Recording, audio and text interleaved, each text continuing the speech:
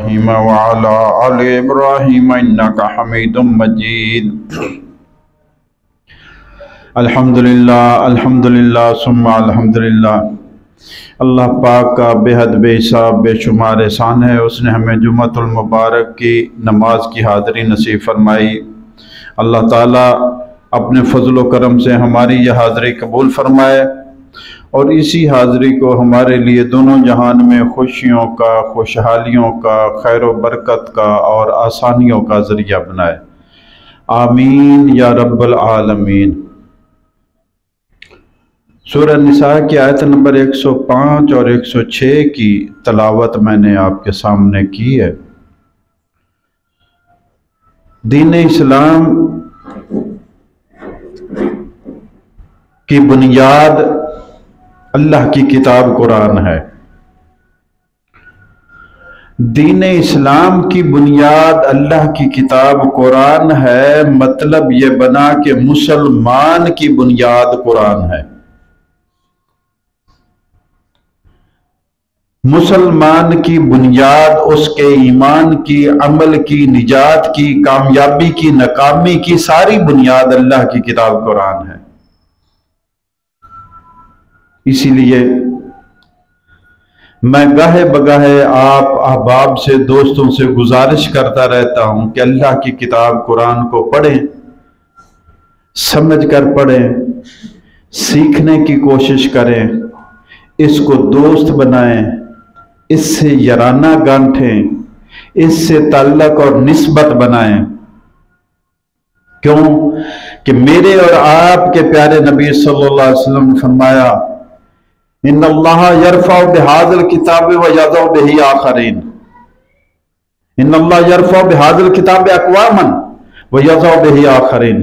اللہ تعالیٰ اس کتاب کی برکت سے، اس پر عمل کی وجہ سے کتنی قوموں کو عروج اور ترقی دے گا، اور اس کی طرف سے غفلت اور لاپرواہی برتنے کی وجہ سے کتنی قوموں کو اللہ زوال دے گا۔ اگر آج کہیں پہ مسلمانوں پہ زوال ہے تو اس کی بنیادی وجہ یہی ہے کہ ہمارا تعلق باللہ، اللہ کے ساتھ جو تعلق تھا وہ کیسے بننا تھا۔ اللہ کے رسول صلی اللہ علیہ وسلم نے فرمایا کہ قرآن اللہ کی رسی ہے جو آسمان سے عرش سے نیچے لٹکی ہوئی ہے، اس کا ایک سرا اللہ کے ہاتھ میں، دوسرا تمہارے ہاتھ میں۔ جو اللہ سے تعلق بنانا چاہتا رسی کو پکڑ لے، جڑ گیا اللہ سے۔ تو آج اللہ کی کتاب قرآن سے ہی کچھ حصہ میں آپ کے سامنے رکھنا چاہتا ہوں کہ ہماری بنیاد یہ قرآن ہے، اسلام کی بنیاد یہ قرآن ہے، ہمارے ایمان عمل کی بنیاد یہ قرآن ہے، ہماری نجات کی بنیاد یہ کتاب ہے۔ یہ کتاب ہمیں اچھا بناتی ہے، یہ کتاب ہمیں اللہ کا پیارا بناتی ہے، یہ کتاب ہمیں دونوں جہان میں عزت دلاتی ہے۔ تو فرمایا، اللہ فرماتے ہیں اِنَّا أَنزَلْنَا إِلَيْكَ الْكِتَابَ، بے شک ہم نے نازل کی ہے آپ کی طرف اے نبی صلی اللہ علیہ وسلم، بے شک ہم نے نازل کی ہے آپ کی طرف یہ کتاب بالحق، حق کے ساتھ، یعنی یہ کتاب آسمان سے اتری ہے، کسی بشر کی بنائی ہوئی گھڑی ہوئی لکھی ہوئی کتاب نہیں ہے۔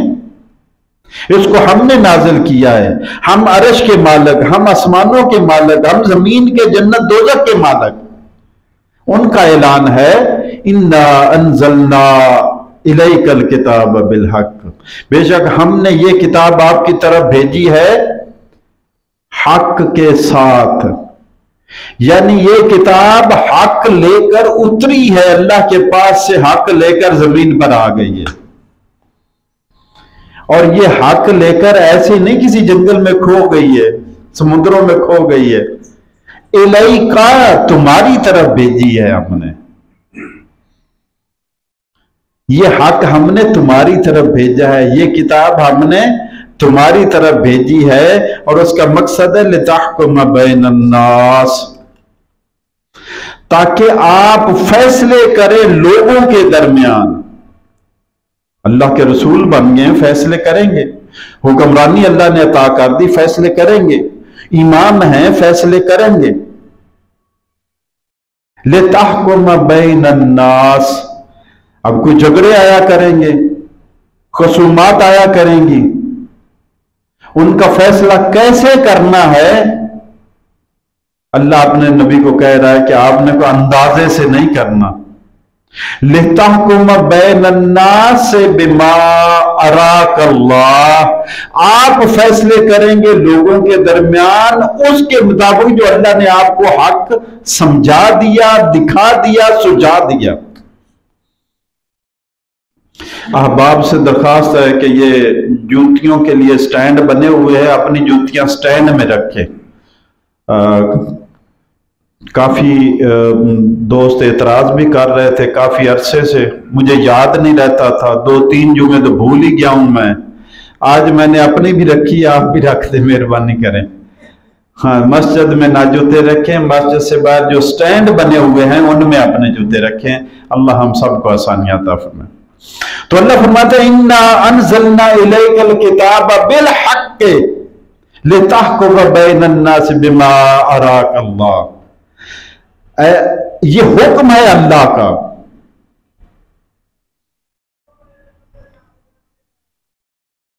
یہ اللہ کا حکم ہے کہ فیصلہ ہوگا اس کتاب کے مطابق ہوگا، تمہاری من مانی، مرضی، پسند نہ پسند نہیں، مجبوری، احساس نہیں، کوئی میٹر نہیں کرتا۔ کیوں؟ سامنے اللہ ہے، اللہ کی کتاب ہے، یہاں پہ کچھ ہیلا بہانہ نہیں چلے گا، فیصلہ کرنا ہوگا اللہ کی کتاب کے مطابق۔ یہ اللہ کا حکم ہے، یہ تمہاری پسند نہ پسند یا تمہارے اختیار کی بات نہیں ہے۔ لیکن ہمارا کیسا مزاج ہے؟ جو ہمیں سوٹ کرتا ہو وہ تو ہم شریعت کے مطابق فیصلہ کر لیتے، وہ بات شریعت کے مطابق کر لیتے، اس کا ہم حوالہ دیتے ہیں، جناب قرآن میں یہ بات آئی ہے۔ اور جو ہمیں سوٹ نہ کرتا ہو پھر ہم جانتے بوجھتے اس میں شریعت کو اور قرآن کو بھول جاتے ہیں، ایسے بن جاتے ہیں اندھے، ہمیں پتہ ہی نہیں۔ اور یہ بنی اسرائیل کی عادت ہے۔ وہ جب فیصلے کا وقت آتا بنی اسرائیل کے بارے میں پہلے پارے میں اللہ نے فرمایا، جب کتاب کے مطابق فیصلے کا وقت آتا ہے تو مرضی کرتے ہیں، کتاب کو پس پشت پھینک دیتے ہیں، نہ ہم نہیں اس کے مطابق فیصلے کریں گے۔ اگر اللہ کی کتاب قرآن پر ہمارا عمل ہوتا تو ایسے ہی سود کا رواج ہوتا ہمارے ملک میں۔ اگر اللہ کی کتاب کو ہم مانتے تو ایسے ہی بیٹیاں اور بہنیں رول رہی ہوتی اپنے حق کے لیے، وراثت کے لیے۔ اگر اللہ کی کتاب کو ہم مانتے ہوتے، اس کا فیصلہ مانتے ہوتے تو ناپ تول میں کمی اور ملاوٹ ایسے ہی ہوتی کہ دودھ اور کھانے پینے کی اشیاء سے لے کر دوائیوں تک کوئی چیز خالص نہیں مل رہی۔ اگر اللہ کی کتاب کو ہم مانتے ہوتے تو ہم کاروبار کے لیے جھوٹی قسمیں نہ کھاتے، ہم ڈبل شاہ ٹرپل شاہ نہ بنتے، دھوکہ نہ دیتے، کیونکہ میرے اور آپ کے رسول نے فرمایا من غش فلیس منا، جس نے دھوکہ دیا یا ملاوٹ کی وہ ہم میں سے نہیں ہے۔ نعرے ماننے سے نبی کا پیارا نہیں بنے گا کوئی بھی۔ دعوت ان کا بھی تھا، یہودیوں کا بھی، نحن ابناء اللہ وحبہ، وہ کہتے تھے ہم اللہ کے لاڈلے ہیں، ہم اللہ کے چہیتے، ہم اللہ کے پتر ہیں۔ ہمارا تو اللہ پر ایمان ہے، وہ تو سیدھے سیدھے بیٹے بن گئے تھے اللہ کے، نحن ابناء اللہ، ہم اللہ کے بیٹے ہیں، وحبہ، اللہ کے پیارے اور پیارے ترین ہم ہیں۔ لیکن دعوے کرتے رہے۔ اللہ نے نبوت چھین کر بنی اسرائیل سے بنی اسماعیل کو عطا فرما دی، ان کی کرتوتوں کی وجہ سے۔ اور قرآن پاک میں पहले सिपारे के 5वें रकू से लेकर दूसरे पारे के दूसरे रकू तक 14 रकू जो हैं ये बनी इसराइल की दास्तान है। तुमने ये किया, हमने ये किया, तुमने ये किया, हमने ये किया। अल्लाह ने एहसानात आपने जतलाए और फिर उनकी नाफरमानियों का तज़किरा है। ये 14 रकू आप पढ़े तो आपको मिलेगा बनी इसराइल की दास्तान है। और फिर प्यारे नबी सल्लल्लाहु अलैहि वसल्लम ने फरमाया कि ऐ ईमान वालो, तुम उनके नक्शे कदम पर बलिश्त बर बलिश्त उनके हूबहू उनके नक्शे कदम पर चलोगे बनी इसराइल के। इसलिए पूरे 14 रकू शुरू में ही रख दिए ताकि हमारे कान खुल जाए, आंखें खुल जाए, हम होशियार हो जाएं कि इनसे बचने का हमें हुक्म दिया गया है। लेकिन हम तो कुरान पढ़ते, हमें पता ही नहीं कहा क्या जा रहा है।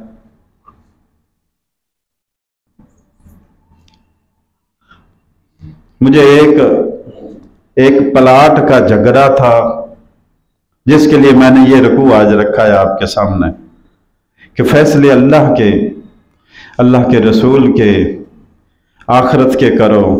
लोगों को हुलिये भी मुसलमानों वाले हैं, दाढ़ियां भी हैं और हाजी भी हैं और नमाजी भी हैं, लेकिन इतनी ईमान की रत्ती तक नहीं है। जानते हैं कि ये हक फलां का नहीं है, लेकिन अपने की फिर भी फेवर करने पर तुले हुए। ईमान के हवाले से इतने कमजोर लोगों को मैंने पाया और मैंने कहा खौफ खुदा करो यार, कितनी सी चीज के लिए। वमाल हयातो दुनिया इल्ला मताउल गरूर, दुनिया की जिंदगी ये तो धोखे का सामान है।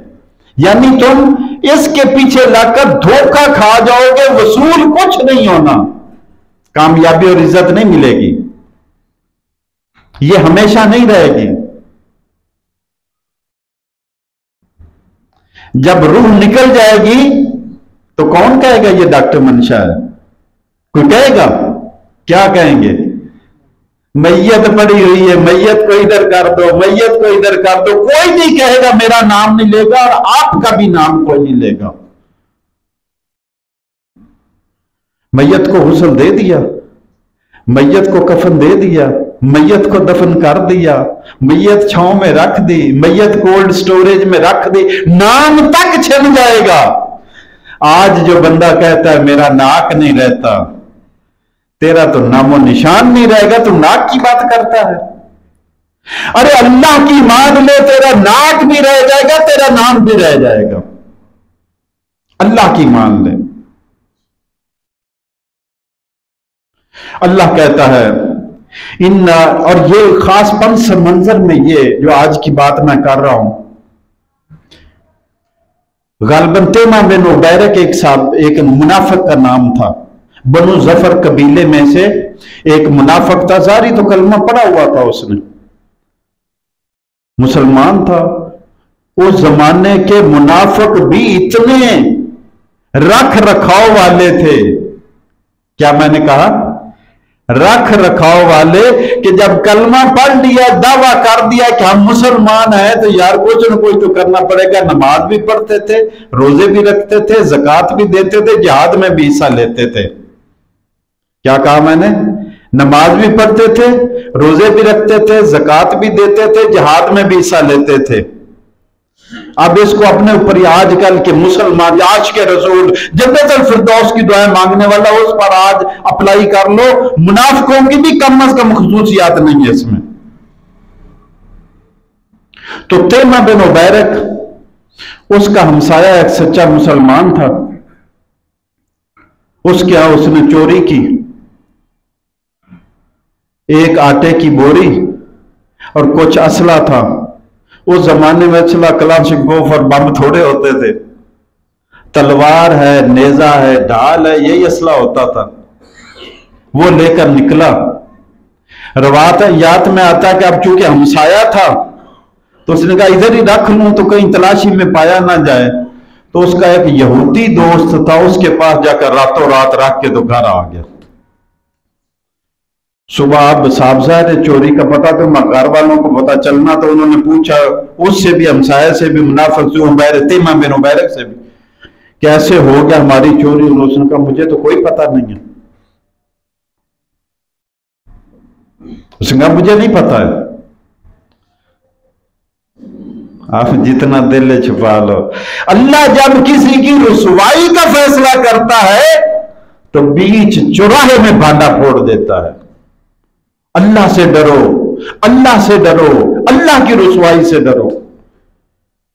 اب کرنی ایسی اللہ کی قدرت، اس آٹے کی بوری میں سوراخ تھا، وہ جدھر جدھر گیا آٹا گرتا گیا، اب پورا سیدھا سیدھا پہنچ گیا یہودی کے گھر۔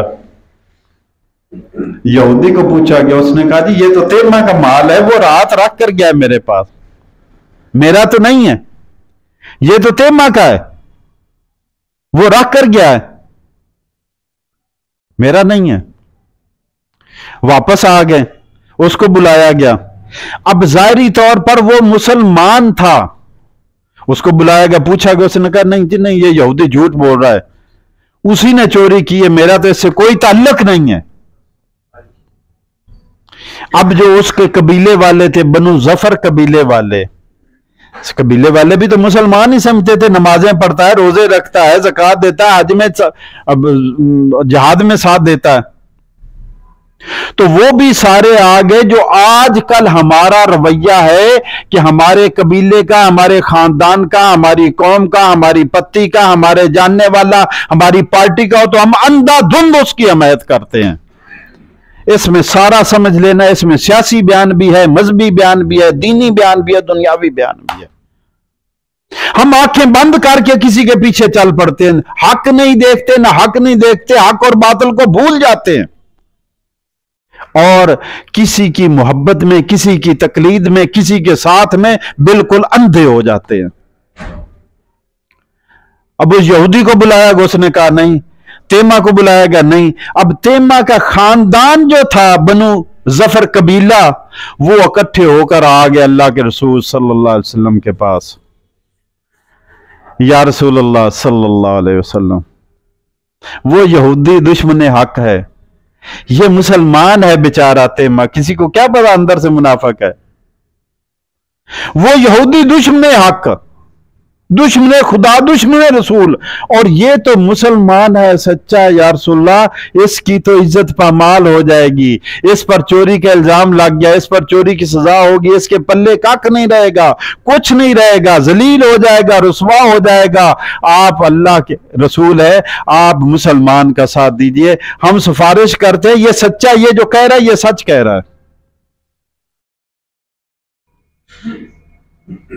اور صاف ظاہر پورا قبیلہ جب حمایت کرنے والا ہو اللہ کے رسول کے سامنے، تو جن باتوں میں وحی نہیں آتی ان میں تو فیصلہ پھر اپنے گواہیوں کو دیکھ کر ہی کرنا ہے نا۔ اللہ کے رسول صلی اللہ علیہ وسلم نے بھی، آپ کے دل میں خیال آیا کہ شاید یہ حق پر ہے، تیمہ بے قصور ہے، بس اتنا ہی خیال کافی تھا، وہی نازل ہو گئی، اتنا کافی تھا۔ کیوں؟ اللہ نے اپنے رسولوں کے، نبیوں کی عصمت کا، حفاظت کا ذمہ خود لیا ہوا ہے۔ اللہ نے اپنے رسولوں کو لوگوں کے سامنے ماڈل اور نمونہ بنا کر پیش کیا ہے، اور نمونے سے غلطی ہو جائے یہ نہیں اللہ ہونے دے گا۔ اب میں آپ کے سامنے رکھتا ہوں قرآن کا وہ حصہ جو اس پس منظر میں نازل ہوا۔ اللہ فرماتے ہیں اِنَّا أَنزَلْنَا إِلَيْكَ الْكِتَابَ بِالْحَقِّ، اے نبی صلی اللہ علیہ وسلم، ہم نے یہ کتاب، یہ قرآن جو آپ کی طرف نازل کیا ہے، یہ حق لے کر آیا ہے۔ اس کتاب میں ہر چیز حق ہے۔ لوگوں اگر حق کی تلاش میں دھکے کھا رہے ہو تو واپس آ جاؤ، اللہ کی کتاب میں حق اللہ نے بھیج دیا ہے۔ اگر حق ڈھونڈنا چاہتے ہو تو یہ کتاب حق پر مشتمل ہے، اگر سچ ڈھونڈنا چاہتے ہو تو یہ کتاب سچ پر مشتمل ہے، اگر نجات حاصل کرنا چاہتے ہو تو یہ کتاب نجات پر مشتمل ہے، اگر جہنم سے بچنا چاہتے ہو تو یہ کتاب جہنم سے بچاؤ پر مشتمل ہے۔ آ جاؤ واپس۔ اِنَّا أَنزَلْنَا إِلَيْكَ الْكِتَابَ بِالْحَقِّ، اے نبی صلی اللہ علیہ وسلم، ہم نے آپ کی طرف یہ کتاب بھیجی ہے اور یہ حق لے کر آئی، اس کے اندر ہر بات حق ہے۔ کس لیے یہ نازل کی ہے؟ لِتَحْكُمَ بَيْنَ النَّاسِ، یہ نازل اس لیے کی ہے، یہ چومنے چاٹنے کے لیے نہیں نازل کی ہے۔ یہ سروں پر چھتری بنانے کے لیے نہیں ہے کہ تمہاری بہن بیٹی کی شادی اور اس کو چھتری بنا لو. یہ چھتریاں بنانے کے لیے نہیں آئی ہے. یہ قسمیں اٹھانے کے لیے نہیں آئی ہے کہ تو سر پر رکھو اور قسمیں اٹھاؤ. لِتَحْكُمَ بَيْنَ النَّاسِ. اللہ اپنے نبی کو حکم دے رہا یہ کتاب میں نے اس لیے بھیجی ہے کہ فیصلے اس کے مطابق کرنے ہیں. کیا نبی پابند تھا اس کے مطابق فیصلے کرنے والوں کا؟ ہمارے اوپر کوئی ذمہ داری نہیں، ہم اپنی مرضی کی فیصلے کریں گے. لِتَحْكُمَ بَيْنَ النَّاسِ. یہ کتاب اس لیے بھیجی ہے کہ فیصلے اس کے مطابق ہوں گے، تمہاری مرضی کے مطابق نہیں ہوں گے، تمہاری پسند ناپسند کے مطابق نہیں ہوں گے، تمہاری خواہشوں کے مطابق نہیں ہوں گے، تمہارے نفع نقصان کے مطابق نہیں ہوں گے، تمہارے تعلقات اور رشتوں کے مطابق نہیں ہوں گے. فیصلے ہوں گے اللہ اور اللہ کے رسول کے حکموں کے مطابق. لِتَحْكُمَ بَيْنَ النَّاسِ. ہم نے یہ کتاب نازل کی ہے تاکہ آپ لوگوں کے درمیان فیصلہ کریں. کیسے؟ بِمَا أَرَاكَ اللَّهُ. جو اللہ نے آپ کو اس کتاب میں نازل کر کے سکھا دیا ہے، جو اللہ نے اس کتاب کو نازل کر کے آپ کو بتا دیا ہے، جو اللہ نے اس کتاب میں نازل کر کے آپ کو حق اور باطل واضح کر کے دکھا دیا ہے. بِمَا أَرَاكَ اللَّهُ. جو اللہ نے دکھا دیا ہے اس کے مطابق فیصلے ہونے ہیں. اور آگے وَلَا تَكُنْ لِلْخَائِنِينَ خَصِيمًا. میں نے عرض کیا تھا نا کہ اللہ کے رسول بنو ظفر قبیلے کی بات سن کر ذہن میں ایک وہمہ سا خیال آیا تھا کہ شاید یہ حق پر ہیں، یہودی باطل پر ہے، یہودی چور ہے. وَلَا تَكُنْ لِلْخَائِنِينَ خَصِيمًا. آپ طرفداری نہ کریں. کن کی؟ للخائنین، جو خیانت کرنے والے ہیں. اچھا، چوری ایک نے کی ہے، تیمہ بن عبیرک نے، اور صیغہ جمع کا استعمال ہوا. جو بھی حمایت میں آئے تھے پورے قبیلے کو خائن اللہ نے قرار دے دیا. یہ خیانت کرنے والے ہیں، خیانت کرنے والے کا ساتھ دینے والے بھی خیانت کرنے والے ہیں، چور کا ساتھ دینے والے بھی چور ہیں. وَلَا تَكُنْ لِلْخَائِنِينَ خَصِيمًا. اے نبی، آپ ان خیانت کرنے والوں کے طرفدار نہ بنیں. ہم تھانے میں، کچہری میں کتنوں کے ساتھ جاتے، کبھی دیکھا کہ سچ پر کون ہے، حق پر کون ہے، باطل پر کون ہے؟ کہیں ہم غلط بندے کا ساتھ دینے. قرآن میں اللہ نے فرمایا مَن یشفع شفاعۃ حسنۃ تکن لہ.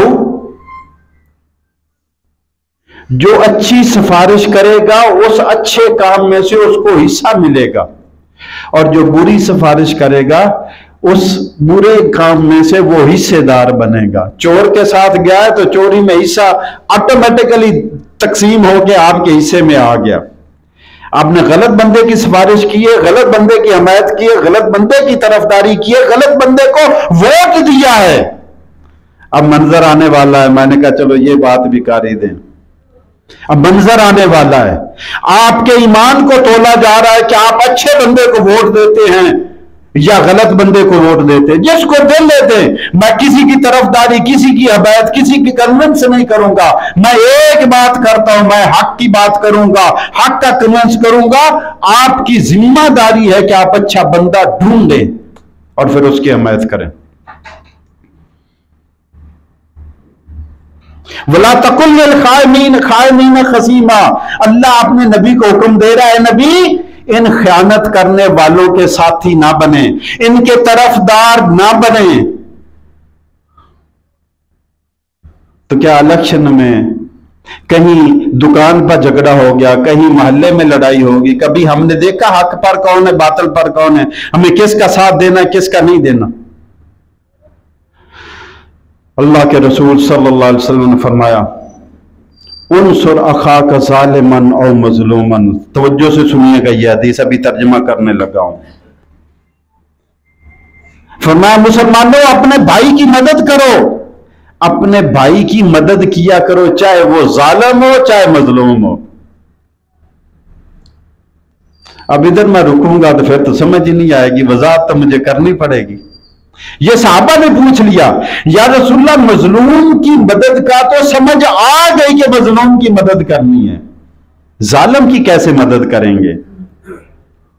فرمایا اپنے ظالم بھائی کا ہاتھ پکڑ لو ظلم کرنے سے، یہی اس کی مدد ہے، اس کو ظلم سے روک دینا اس کی مدد ہے، ورنہ ظلم کر کر وہ جہنم میں چلا جائے گا اور تم اس کو جہنم سے بچانے والے بنو، ظالم کا ہاتھ روک لو۔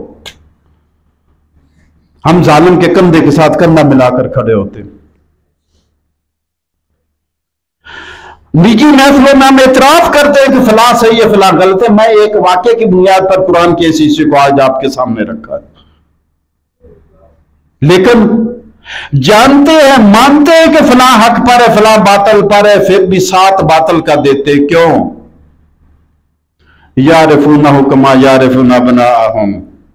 اللہ نے فرمایا اس نبی کو، اس کتاب کو، قرآن کو اور اس قبلے کو، بیت اللہ کو، یہ یہودی ایسے پہچانتے ہیں جیسے اپنے بچوں کو پہچانتے ہیں، پھر بھی مخالفت کرتے کیوں؟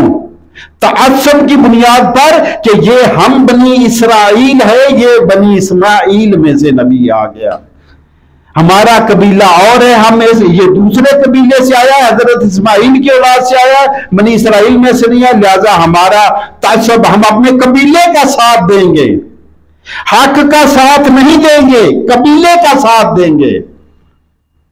وَلَا تَكُنْ لِلْخَائِنِينَ خَصِيمًا۔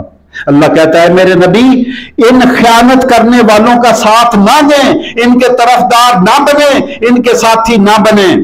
وَاسْتَغْفِرِ اللَّهَ۔ اے اللہ اکبر اللہ اکبر اللہ اکبر۔ وہ جو بنو ظفر قبیلے کی بات سن کر نبی صلی اللہ علیہ وسلم کے ذہن میں ایک خیال سا معمولی ہوا تھا کہ شاید یہ سچے ہیں اور یہودی جھوٹا ہے، تو فیصلہ بھی نہیں کیا تھا، بولے بھی نہیں تھے، ذہن میں خیال آیا تھا۔ اللہ فرماتا ہے واستغفر اللہ، اے نبی اللہ سے بخشش مانگے، آپ کے ذہن میں غلط خیال آ گیا، واستغفر اللہ۔ ارے ابھی خیال آیا ہے، فیصلہ نہیں کیا، تو اللہ کہتا ہے بخشش مانگے، استغفار کریں۔ اور جو طرفداری غلط کی کرتے ان کا کیا حال ہوگا؟ واستغفر اللہ۔ اے اللہ کے رسول اللہ سے بخشش مانگیں، اللہ سے استغفار کریں۔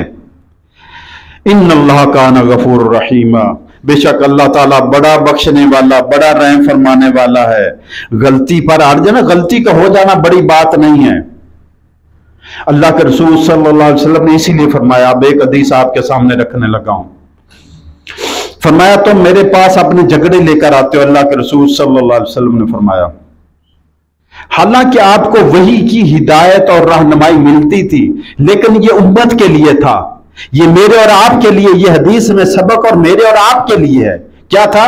فرمایا لوگوں تم اپنے جھگڑے لے کر میرے پاس آتے ہو، اور ہو سکتا ہے تم میں سے کوئی زیادہ چرب زبان ہو، زیادہ باتیں کر کے مجھے قائل کر لے۔ ہوتا نا کسی کو بات کرنی نہیں بیچارے کو آتی، کسی کا وکیل تیز ہے، کسی کا تھوڑا سا سلو ہے وکیل،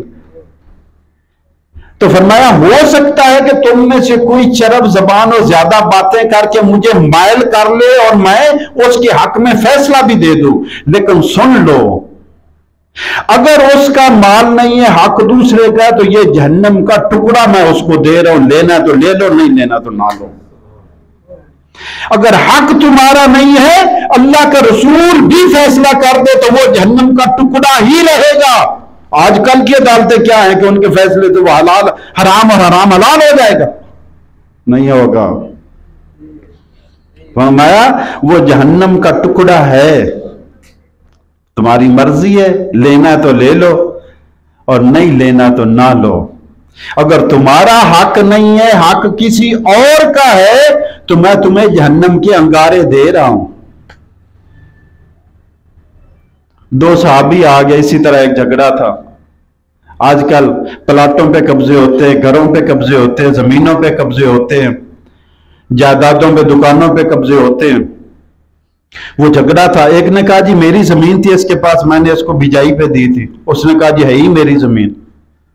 جو مدعی تھا اس کو اللہ کے رسول صلی اللہ علیہ وسلم نے فرمایا کہ گواہ لے کر آؤ، دو گواہ۔